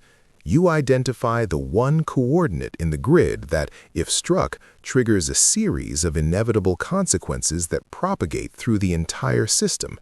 This is the chain reaction strategy. The engineering of the domino sequence. This strategy is based on the clinical application of causality management. You don't attack the rival, you trigger the environment to destroy the rival for you. In your audiobook empire, this means identifying the first domino. Perhaps it is a specific information leak, strategy 26, that forces a rival to over-respond. Their response triggers a status attack from another competitor. That attack forces a resource drain from their support grid, strategy 24. This, in turn, leads to a logistical collapse in their production line. You are the architect of the butterfly effect.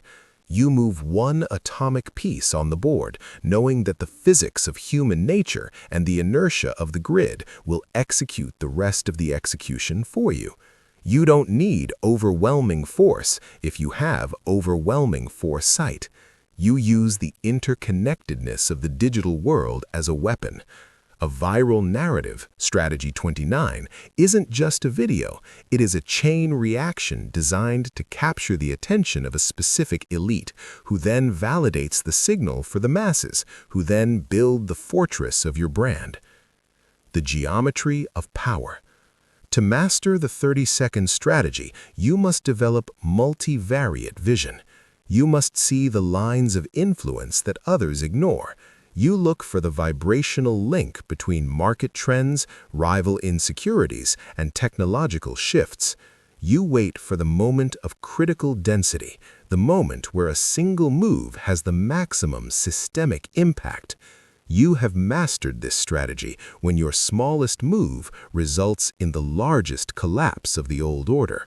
You are not just fighting, you are programming the future through the laws of cause and effect. You are the engineer who moves the first gear that turns the entire machine of the world. Strategy 33, the total victory strategy, consolidating the throne. The greatest failure of the conqueror throughout history is incompletion.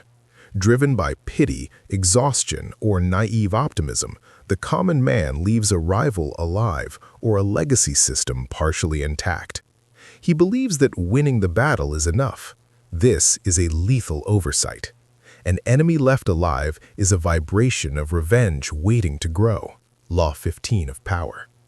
A legacy system left standing is a clog in the sovereign OS you are trying to install. The sovereign general practices clinical conclusion. You do not just win, you replace the reality. The amputation of the old order. The total victory strategy is the act of systemic erasure. Once the center of gravity, strategy 17, is destroyed and the blitzkrieg, strategy 21, is complete, you do not negotiate for peace, you dictate the new existence. In the context of your audiobook empire, this means dominating the niche so completely that your frequency becomes the default standard of excellence. You don't compete with the old ways, you make them look obsolete and primitive. You amputate the old narratives and install your sovereign manifesto as the only truth. Installing the sovereign OS. Total victory is not about destruction, it is about integration. You absorb the captured resources and the defeated tribe into your own system. You provide them with a higher status and a better meaning than they had before. You consolidate your power by making your empire a biological necessity for the grid. People follow you not because they have to, but because exiting your system would mean exiting reality itself. The eternal throne. You have mastered the final strategy when there is no enemy left to fight, not because you killed everyone, but because you have sublimated the conflict. Your status is now gravity. Your word is now law.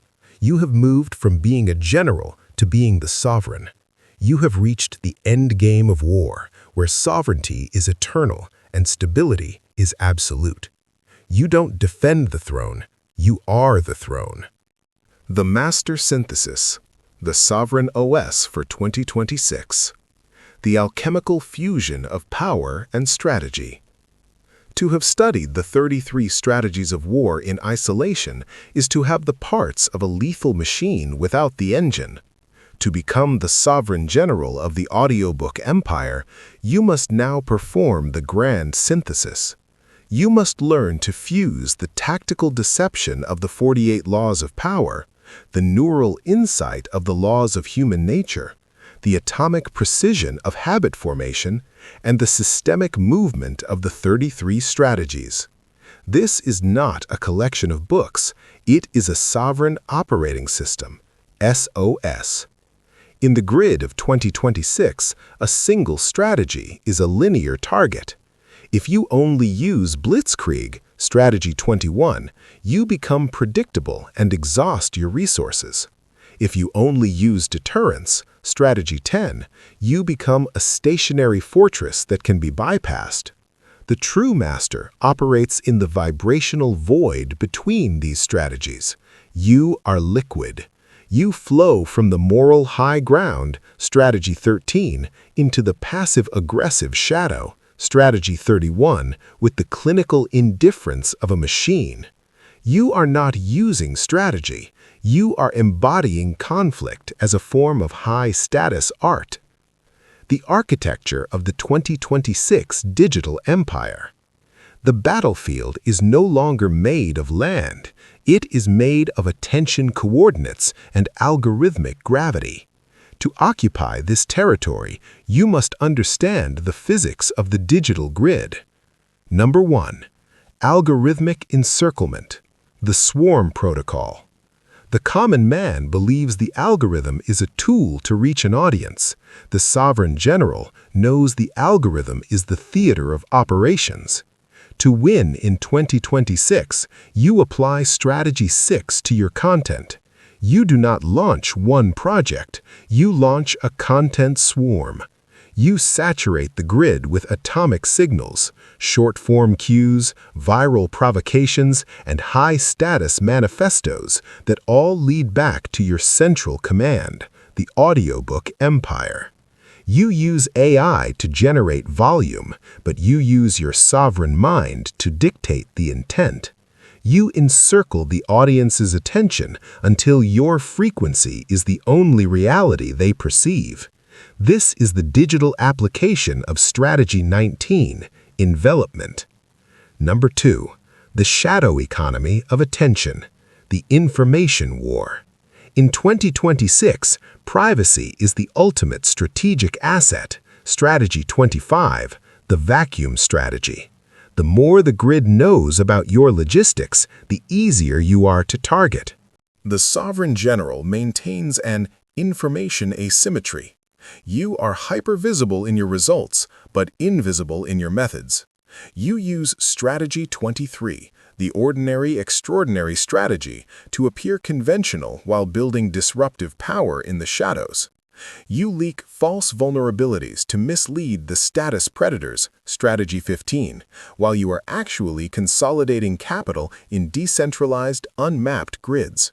You realize that in the war for attention, the one who is unpredictable is the one who commands the premium. The biological optimization of the leader, biostrategy, is not just thinking, it is a physiological state. You cannot execute Strategy 3, presence of mind, if your biology is in a state of cortisol-driven panic. To be a sovereign, you must apply the 1% margin to your own biological battery. Neural stillness. You must train your brain to exist in the vibrational void. This means practicing strategic boredom, disconnecting from the high-frequency dopamine loops of the grid to allow your prefrontal cortex to engage in macro strategy. The death ground drive. You must manually trigger the death ground strategy, Strategy 4, every morning. You must wake up with the clinical realization that yesterday's wins have been deleted by the grid. You start at 0 every day. This artificial urgency is the only thing that keeps your OODA loop faster than the competition. Emotional amputation. You must practice the clinical amputation of your own ego attachments.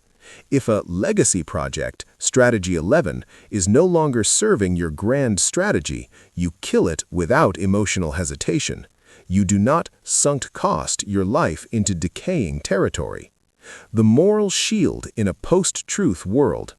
As we move toward the final conclusion, you must understand Strategy 13, the moral high ground, as your final defense.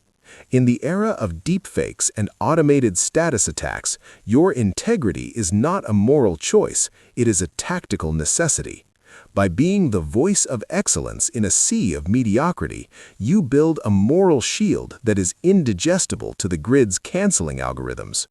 When you strike a rival, you don't strike their person, you strike their failure to uphold the standards of the sovereign. You make your war a crusade for quality, which recruits the grid to fight on your side.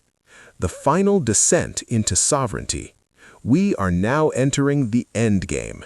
You have the maps, you have the code, you have the identity.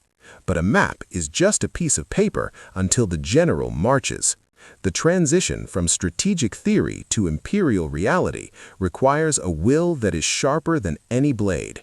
You must be willing to be the villain in the stories of the average and the hero in the manifestos of the elite.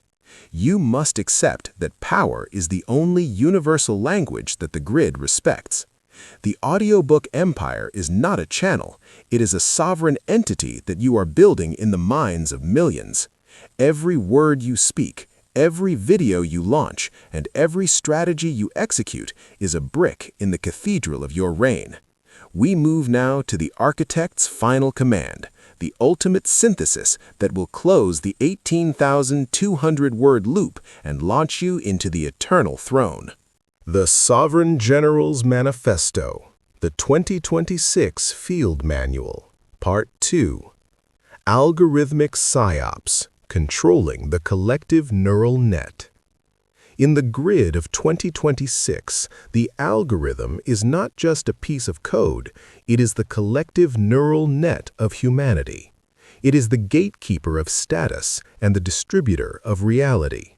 To the common man, the algorithm is a god to be pleaded with. He hopes for engagement, he begs for reach, and he laments when he is shadow banned. This is the slave frequency. The Sovereign General, however, views the algorithm as a psychological weapon that can be scripted and governed. 1. The polarity hack, training the machine. Strategy 1 is the primary key to the 2026 recommendation engine. The algorithm is designed to identify clusters of interest. When you attempt to please everyone, you provide the machine with diluted data. The AI doesn't know who to show your content to because your frequency is neutral. The sovereign general uses strategic provocation to train the machine. By being radically polarizing, you trigger high-intensity signals, strong likes from your tribe, and strong disengagement or conflict from the average. This contrast allows the AI to map your territory with 100% precision. You don't want passive observers, you want vibrational zealots. You have mastered algorithmic psyops when you can force the AI to promote your audiobook empire specifically to the elite few while censoring it from the unworthy masses. You are using the enemy, Strategy 1, as a beacon to guide the machine toward your throne. 2. The fog of war in the digital feed. Strategy 26, the psychological pressure strategy, is weaponized through information saturation and selective transparency.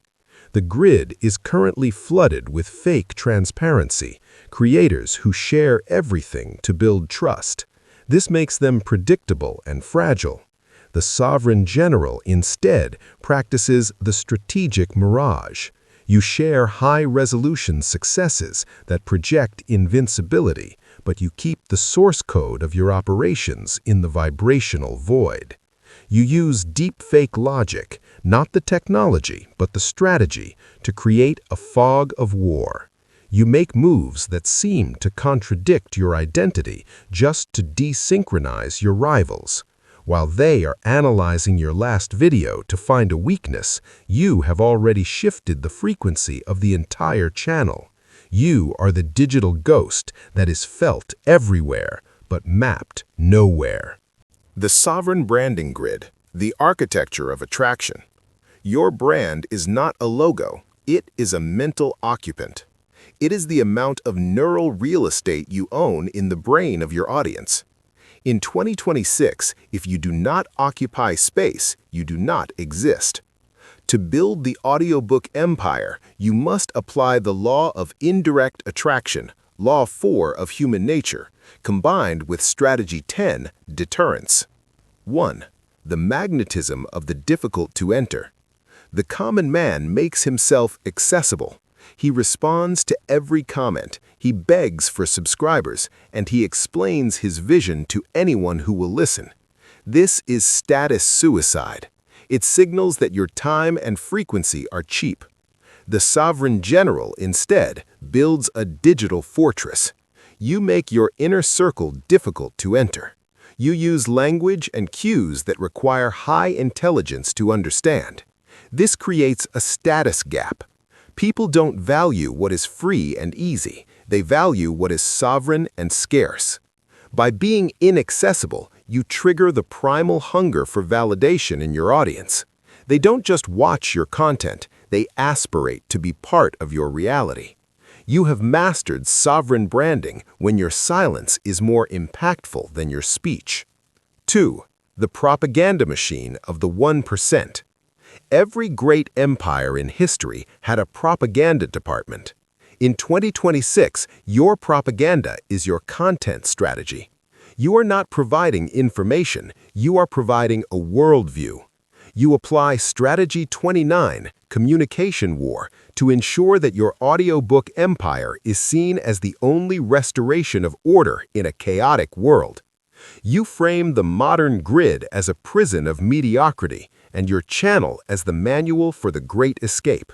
You use visual excellence, neural spliced editing, and clinical tone to signal superiority. When an observer enters your grid, they should feel a drop in pressure. They are leaving the static of the masses and entering the pure frequency of the sovereign.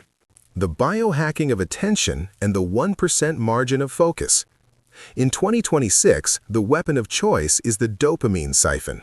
Social media platforms are engineered addictions. The common man is a victim of this technology. His focus is harvested 16 hours a day by short-form noise. This leaves him with a fragmented brain that is incapable of grand strategy, Strategy 12. The sovereign general practices neuro-sovereignty. You treat your attention as nuclear fuel. The strategic fast, You disconnect from the grid for 4 hours a day to exist in the vibrational void. This stillness, strategy 3, allows your strategic mind to reset. The high-resolution output. Because you have consolidated your focus, your output has 100x the density of your rivals. You don't produce more, you produce heavier. One 18,200-word manifesto from you has more structural gravity than 1,000 fast food videos from the competition. The ODA loop acceleration. By protecting your biological hardware, you can process crisis faster than the grid can generate it. You are the only man in the room who is not panicking because your neural architecture is optimized for conflict. The logistics of the shadow empire, crypto and resource independence. You cannot be a sovereign general if you are dependent on the enemy's supply line. If your wealth is held in soft targets, traditional banks, and your communication is held by centralized platforms, you are a prisoner with a title. The sovereign general applies Strategy 11, trade space for time, and Strategy 24, attacking the support grid, to his own logistics. Financial decentralization. You move your capital into sovereign assets, crypto, private infrastructure, hard knowledge. You build a supply line that the grid cannot shadow ban or freeze. This is the financial death ground, strategy 4. You are fully committed to your own economic reality. Redundant distribution. You build private grids, email lists, Discord, decentralized web. You ensure that if the main fortress, YouTube, falls, the army, the tribe, is already stationed elsewhere. You never fight for a single niche, strategy 12, if it means betraying your grand strategy. You have mastered the logistics of the shadow when the system tries to delete you, but finds that you are Hydra-headed. You appear in 10 new coordinates for every one they shut down. You are the unstoppable signal. The Sovereign General's Manifesto, the 2026 Field Manual, Part 3. The Alchemical Transmutation from Soldier to Sovereign. In the traditional manual of war, the objective is to defeat the enemy. In the audiobook Empire OS, the objective is far more profound. It is to transmute the environment. You have spent the last 15,000 words learning how to maneuver, strategy 20, blitzkrieg, strategy 21, and encircle, strategy 19. But these are still activities. To reach the state of total sovereignty, you must move beyond doing and enter the state of being. You must become the fixed coordinate around which the rest of the grid rotates. 1. The mastery of the vibrational void. The common man is terrified of nothingness. He fills his silence with content, his loneliness with social validation, and his insecurity with noise. This makes him fragile and predictable. The sovereign general, however, has mastered the vibrational void. This is the high-level application of Strategy 25, the vacuum strategy. In 2026, the void is your greatest strategic weapon. When the grid expects you to react to a status attack, you provide silence. This silence is not passive, it is dense. It is a black hole that sucks in the energy of your rivals. Because you are inscrutable, the enemy cannot map your intent. They begin to project their own fears onto your silence. They deceive themselves, strategy 26. By occupying the void, you maintain your status premium. You are the prized asset that cannot be bought, the ghost that cannot be tracked, and the general who is already winning the war while the world is still waiting for the first shot. 2. The sovereign's internal death ground. The death ground strategy, strategy 4, is usually seen as an external situation, having your back to the wall. But the true elite general maintains an internal death ground. You do not wait for the market to crash or a rival to attack to feel the urgency. You simulate the crisis in your own biology. Every morning you perform a neural audit. You assume that your current status is obsolete. You assume that the algorithm has already deleted your presence. This artificial urgency forces your 1% margins into a state of hyperfocus. You don't try to improve, you must improve to survive the internal simulation. This prevents the sovereign decay, the arrogance that comes with success. You have mastered the internal death ground when your daily discipline is more ruthless than any external enemy could ever be. You are your own most dangerous rival. The architecture of the indigestible empire. In the digital grid of 2026, longevity is a high-status signal. Most influencers and digital brands are flash fires. They burn bright on a single trend and then decay into obsolescence. They are digestible. The grid consumes them, extracts their attention capital, and then discards them. To build the audiobook empire, you must be indigestible. 1. Structural redundancy and the Hydra protocol. You apply Strategy 6, segmented war, to your empire's infrastructure. You do not build a house on rented land, you build a global network of sovereign nodes. The public front. Your YouTube channel and social feeds are your vanguard. They are visible, attractive, and aggressive. The hidden core. Your deep knowledge, your private masterminds, and your crypto logistics are your fortress. If the grid strikes your public front, Strategy 17, center of gravity, they find that it was merely a decoy. The true power of the audiobook empire is distributed. Like the Hydra of legend, for every head they censor, 2 new manifestos appear in the decentralized grids. This structural redundancy makes you strategically immortal. 2. The moral high ground as a vibrational shield. In a post-truth world of 2026, Strategy 13, the moral war strategy, is your sovereign scepter. You do not compete for likes, you establish values.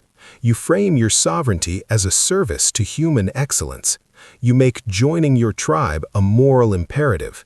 When a rival attacks you, they aren't attacking a person, they are attacking the standard of excellence you represent. This makes them look low status and destructive to the rest of the grid. You use their aggression to validate your integrity. You have mastered indigestibility when the grid realizes that destroying you would degrade the environment for everyone else. You are the infrastructure of value. The sovereign OODA loop. Decision-making at the speed of light. The OODA loop, observe, orient, decide, act, is the metabolic rate of your empire. In 2026, speed is not just about action, it is about orientation. 1. The AI augmented orientation. The common man is overwhelmed by data. He spends all his biological capital trying to observe the noise. The sovereign general uses synthetic intelligence to filter the noise. You use AI agents to monitor the global frequency 24/7.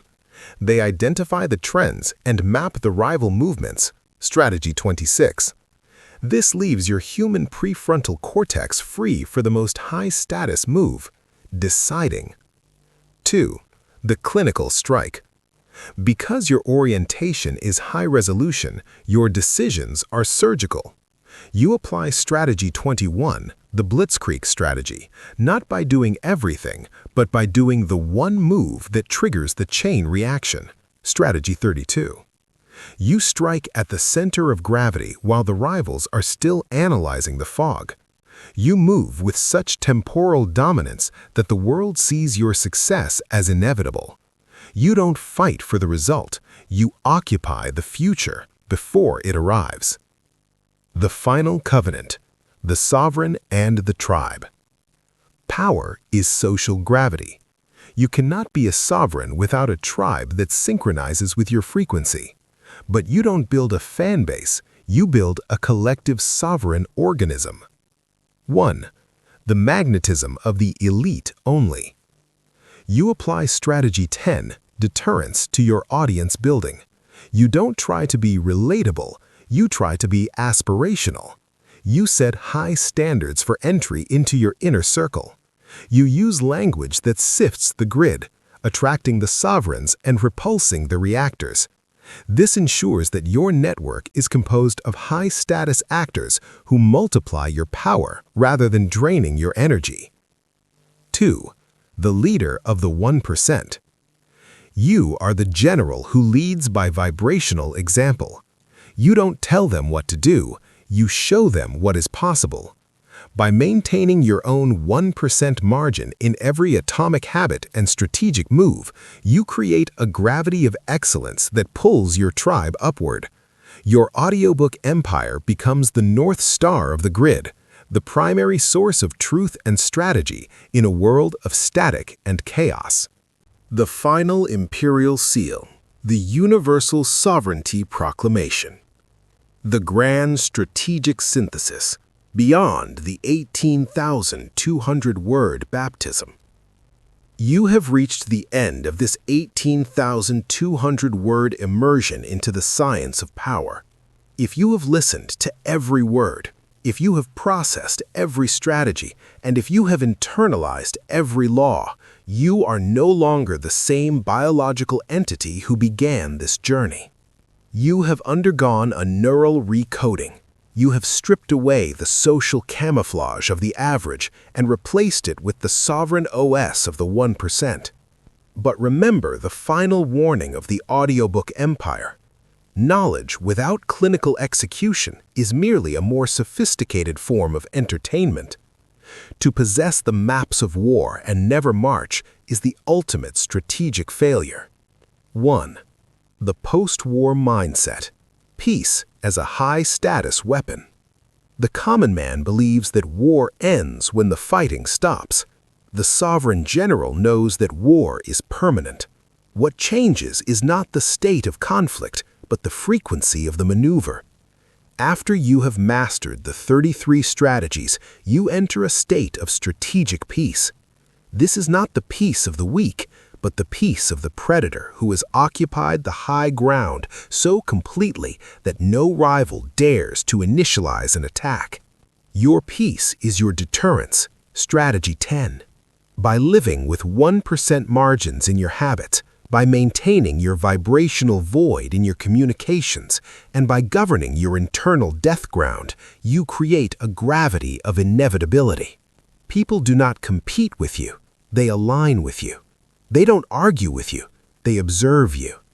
You have reached the post-war state when your presence alone is enough to settle the conflict before it even reaches the grid. You are the inevitable result of the laws of nature. 2. The final invocation, the sovereign and the void. As we close this 18,200-word loop, you must face the supreme paradox of power. To rule the world, you must be detached from the world. To command the grid, you must be willing to delete your presence from the grid at any moment. This is the freedom of the sovereign. You are not a slave to your status, your wealth, or your empire. These are merely tactical assets that you govern from a position of clinical stillness. The audiobook empire is not a destination, it is a continuous expansion. The throne is not a physical object, it is the coordinate of your consciousness when it is fully aligned with reality. You are the general who knows that the ultimate battlefield was always the space between your own thoughts. By mastering your biology, your psychology, and your strategic intent, you have conquered the only enemy that ever truly mattered, the illusion of powerlessness. The sovereign's oath. The declaration of the new era. I accept that conflict is the natural state of the universe. I do not seek comfort, I seek dominance. I recognize that my attention is my most sacred capital. I will not waste it on the static of the infectious unhappy. I am the architect of my own gravity. I will build a fortress of excellence that the average cannot breach. I will move with the speed of a digital signal and the stillness of a mountain. I am fluid, lethal, and indigestible. I do not ask for permission to rule. I initialize reality. The grid follows the sovereign, and I am the center of the signal. The final command of the audiobook empire. The time for listening has ended. The time for occupation has begun. Look at your life, your market, your relationships, your internal habits as a theater of operations. Identify the center of gravity, Strategy 17. Launch the Blitzkrieg, Strategy 21. Maintain the moral high ground, Strategy 13. And never, under any circumstances, allow your frequency to drop to the level of the masses. You are a sovereign general. You are an architect of power. You are the audiobook empire. Go forth and occupy your future.